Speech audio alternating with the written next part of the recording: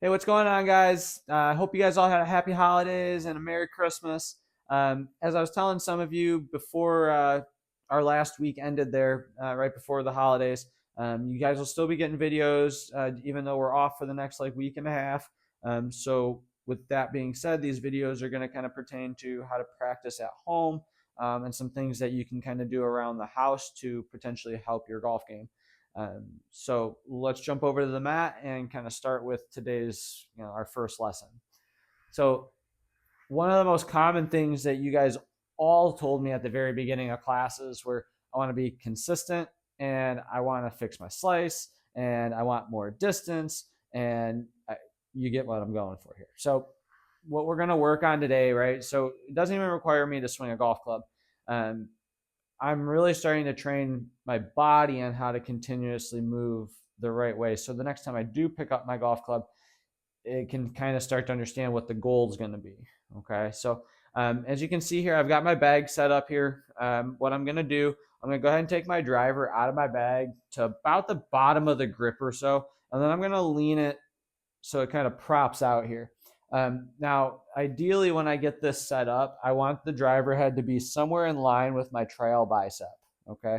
And then from there, you can kind of see I got my golf ball down here on the ground, somewhere around where I'm going to hit it from. Um, but this is kind of like the general setup here. Okay. Now, if your bag doesn't lean forward like this, you can get creative and kind of figure out a way to angle a club or something. But this would be a really good practice station for a lot of us. So if your bag doesn't angle like this, we'll talk about how to do this at the range in just a second. Um, but for us that do have bags that can kind of lean or anything like that, or a way that we can set this up at home, get this lined up with your trail bicep. Give yourself about 5-6 inches or so away from the club, or yeah, away from the club head, excuse me. And then we're gonna take our club, I got an 8 iron here with me right now. I'm gonna put it up around my collarbone area, and I'm gonna cross my arms here to hold it. I think what's really important here before I continue, I'm gonna scale closer here real quick, is as I see a lot of people do drills like this, they hold it really low or even lower down here, and then they start trying to like turn. Don't do it from down here. Get it up here around your collarbone, cross your hands to like your shoulders, and then hold the club here. Okay. As we move back over to the mat, though, get this back in line with the trail bicep, club across the collarbone, then get in your posture. Again, you want about 5-6 inches here away from your driver head. And at first here, what we really want to practice is just kind of some nice turn back. And when I get back here, I want to make sure that my lead shoulder, whatever part of the club is, whether it's the grip end, club head, I don't really care. But I want to make sure that this end of the club points somewhere about 7 to 10 inches outside my golf ball down here on the ground. I don't need it pointing straight at the golf ball. That's too steep of an angle. Okay.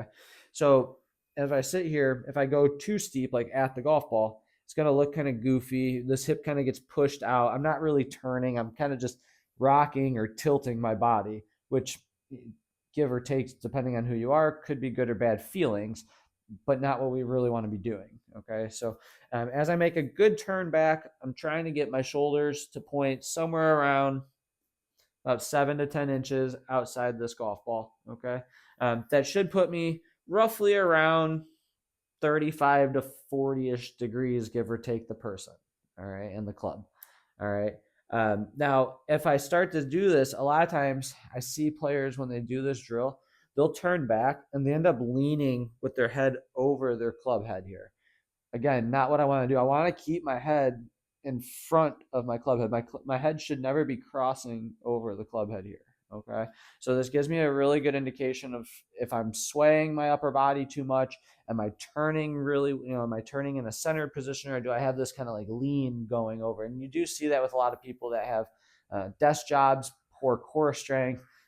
Be honest, as we get older, it's just something that happens as well. So because people just don't turn as well, they end up kind of leaning backwards. So this is just a really good way of testing this out and just getting a good feeling on how this should start to look. Okay. Then from there, though, the real, I think the important part for a lot of players comes as we start to add the downswing piece with this. So the two thoughts here then as we start moving into the downswing is, as I get from here, the first thing I want to make sure that happens is my club, my trail shoulder here it doesn't allow whatever end of my club that's there to work over and hit that driver. That's coming over the top, and that would be a real big indication of why somebody slices their golf ball, right? They're coming over, and then from there they come across the ball, spins it off. So as I get back here, I want to make sure that one, I can start getting underneath that driver head. Okay, so my trail shoulder starts learning how to work down and around from there. All right, not just straight around. All right. The second thing that this also we need to make sure happens is this is where I actually want this shoulder pointing closer to my golf ball then, right? So instead of me going here and then going, oh, I need this shoulder to point outside the ball. No, that's over the top. I need this shoulder to point at the golf ball. So now I'm learning how to come underneath, and then from there we could come around. Okay. Now, again, like I was saying earlier, if your bag doesn't tilt this way, you can do this at the range. Grab an alignment rod, throw your bucket at the back corner of your mat. Okay, stick the range or the alignment rod in the bucket at about a 45-degree angle and practice swinging underneath it.